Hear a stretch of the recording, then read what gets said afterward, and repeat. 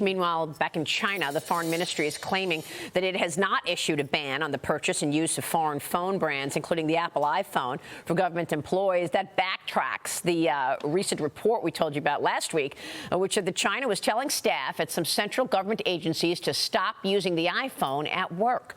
The Biden administration commented on this yesterday. Watch. We're watching this with concern. Clearly, it seems to be of a piece of the kinds of aggressive and inappropriate retaliation to U.S. companies that we've seen from the PRC in the past. The truth is we don't have perfect visibility on exactly what they're doing and why, and we certainly would call on them to be more transparent about what they're seeing and what they're doing. Joining me right now is the Atlas Organization founder, author of The Decisive Decade, Jonathan D.T. Jonathan, good to see you. Thanks very much for being here.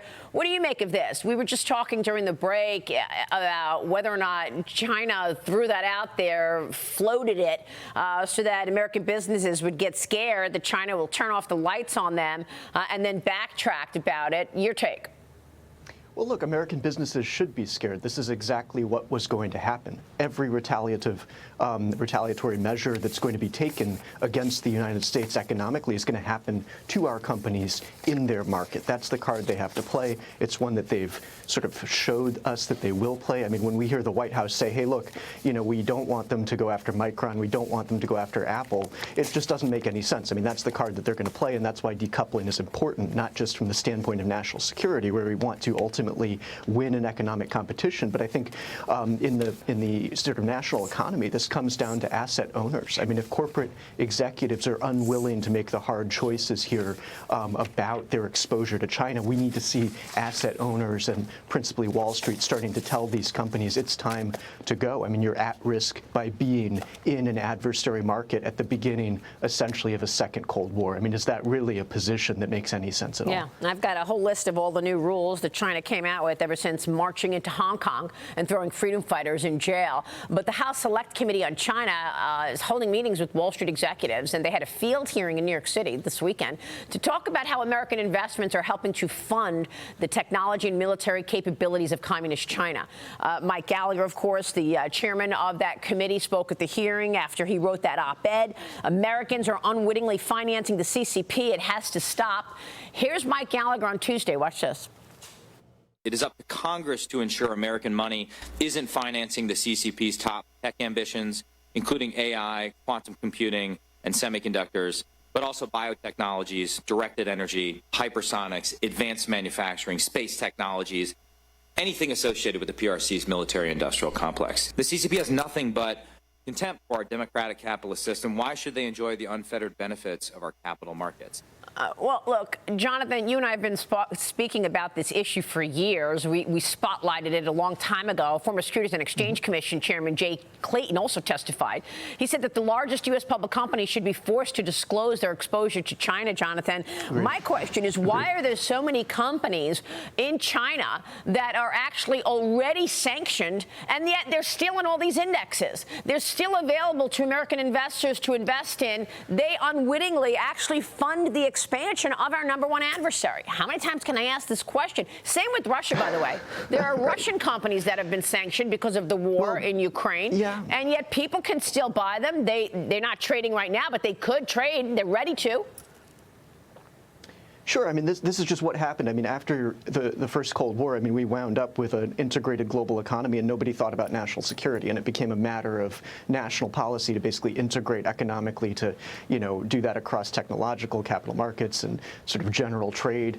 And, you know, finally we have Congress. I mean, Mike's doing very important work here. I mean, this is stuff that, you know, I've talked about for a long time, and, you know, going up there and doing war games with Wall Street executives is really important. I've been doing that sort of work with companies for years now across a variety of strategic industries to help them understand the risks that they're actually exposed to.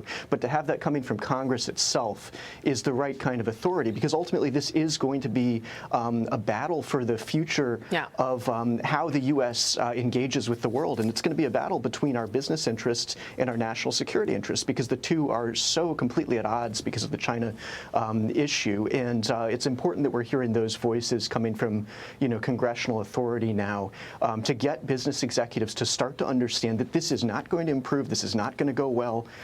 You have to start to de-risk, divest, to move out, form new strategies that are post-China strategies. I mean, in certain ways, it's as simple as you want to get out of China, get into India, get into other emerging markets. Yeah.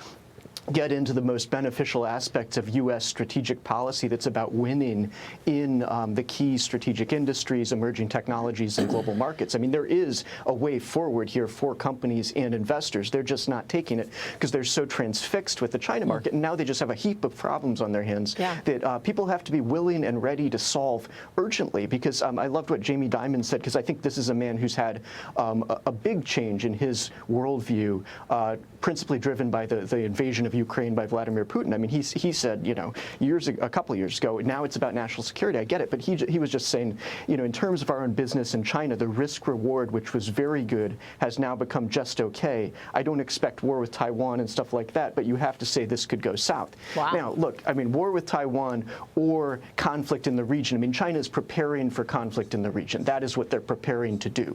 They've made that incredibly clear through their planning, through their statements, through their actual military systems, many of which are designed directly for combat with the United States. But I think it's time for executives to realize what happened in Ukraine can happen in Asia too.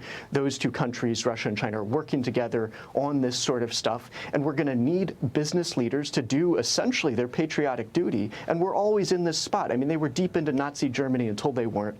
Before we were the arsenal of democracy, they were all wrapped up in all of the worst aspects of Europe at that time. So, once again, on a much larger scale, we need people to come around and align themselves with the long-term health of the U.S. National interest. And that's the most important change that we can make now. And if we don't make that change, you will see how bad this gets. So we still have this very brief window of opportunity to get it right. When you say how bad this gets, what do you mean? I mean, we're going to be tied into an adversary state as it begins to take military actions around the Asia-Pacific. Yeah. Mike Baker, real quick. Nobody cares about Apple the day that happens. Nobody cares. That's right. No one cares about their Apple phone. Jonathan, just very quickly, what do you make of the significant war exercises, naval exercises that China's engaged in right now, this week? Right, yeah, so they have 20 ships, and they're going through the Straits of Miyako. So what's important about that is they're moving outside of the first island chain. I mean, Chinese naval strategy going back to the 80s was about ultimately becoming the dominant, entity within the first island chain that's essentially Japan, East China Sea, South China Sea, what we usually hear about Taiwan. But they're pushing out into the Philippine Sea and starting to exercise there, both with carriers and with regular surface combatants. So, it shows that they're starting to try and go around. I mean, it also matters for U.S. planning because any resupply of Taiwan in the event of a conflict has to come from the West. We have advantages in the second island chain that they don't have because of Guam, but they, of course, are very focused on Guam. So their military planning is something we need to take seriously on a regular basis. And it's that intersection of national security and economics where we still have this chance to win through economics. But if we don't take that, this goes where it's gone in history. And I'm technically a historian of, China's military decision-making in the 20th century. And believe me, I mean, they are making all the signals that they made before other wars. All very important points from you, Jonathan, as usual. Thanks so much for being here. Jonathan D.T. Ward.